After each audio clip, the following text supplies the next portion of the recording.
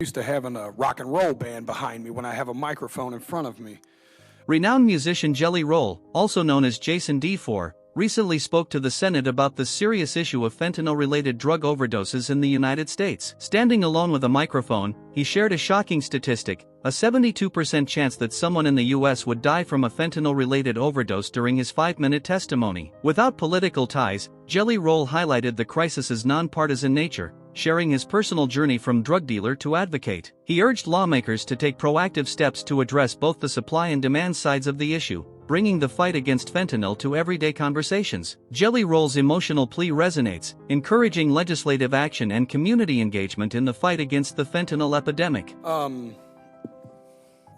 During the time that I've been given to share my testimony here, I think it's important to note before I start that in these 5 minutes I'll be speaking that somebody in the United States will die of a drug overdose, and it is almost a 72% chance that during those 5 minutes it will be fentanyl related.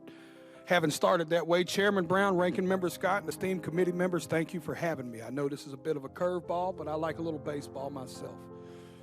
My name is Jason D4, but to most I am known as Jelly Roll. It is important to establish earlier that I am a musician and that I have no political alliance. I am neither Democrat nor Republican. In fact, because of my past, my right to vote has been restricted. Thus far, I have never paid attention to a political race in my life.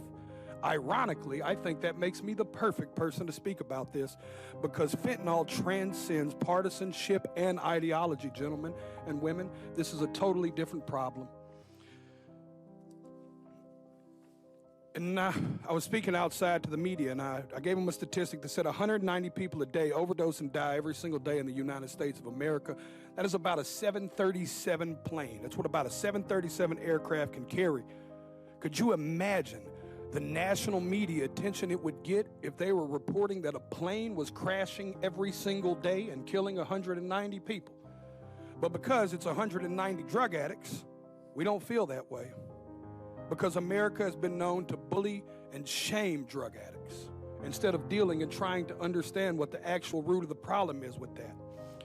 But the sad news is that narrative is changing too, because the statistics say that in all likelihood, almost every person in this room has lost a friend, family member, or colleague to the disease known as addiction. I've attended more funerals than I care to share with y'all.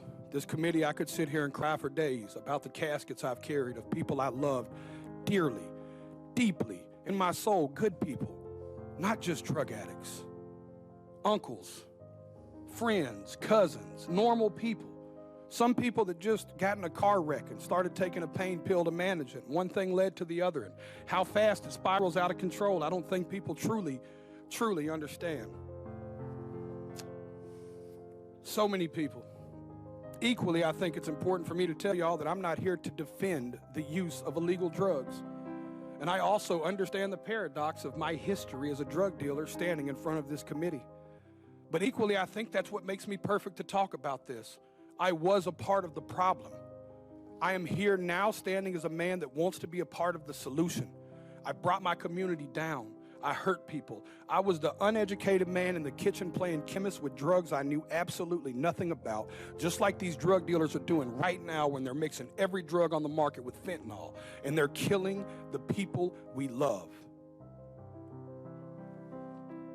I'll be honest with y'all, my desire is to only get older and only do better and be better. I believed when I sold drugs genuinely that selling drugs was a victimless crime. I truly believe that, y'all. My father always told me what doesn't get you in the wash will get you in the rinse. Now I have a 15-year-old daughter whose mother is a drug addict.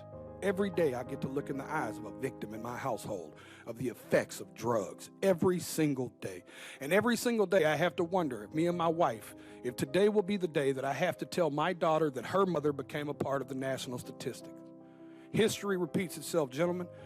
Even in the 1990s, crack cocaine had long made its way into my middle lower class neighborhood. And at that moment, even as a teenager, you could have never convinced me in that moment that there would be a far bigger problem on the horizon in the form of a pharmaceutical drug. And then I watched opioids and Oxycontin burst onto the scene.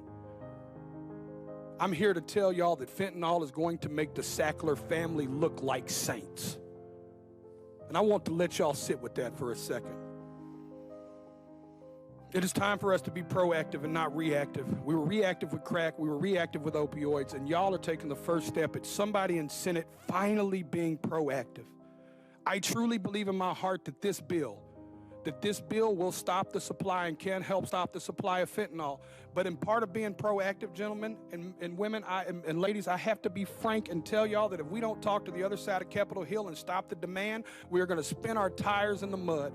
Y'all are taking the first step, but I encourage you to take it outside of this room, and you take it to your colleagues and your constituents, and you give them the most that you can. I know I've got a few seconds here, and Senator Brown said I may or may not go over. All I want to say is that I not only encourage y'all to do this, I encourage y'all to take it a step further. At every concert I perform, I witness the heartbreaking impact of fentanyl. I see fans grappling with this tragedy in the form of music, that they seek solace in music and hope that their experiences won't befall others. They crave reassurance. These are the people I'm here to speak for, y'all. These people crave reassurance that their elected officials actually care more about human life than they do about ideology and partisanship. I stand here as a regular member of society. I am a stupid songwriter, y'all, but I have firsthand witnessed this in a way most people have not.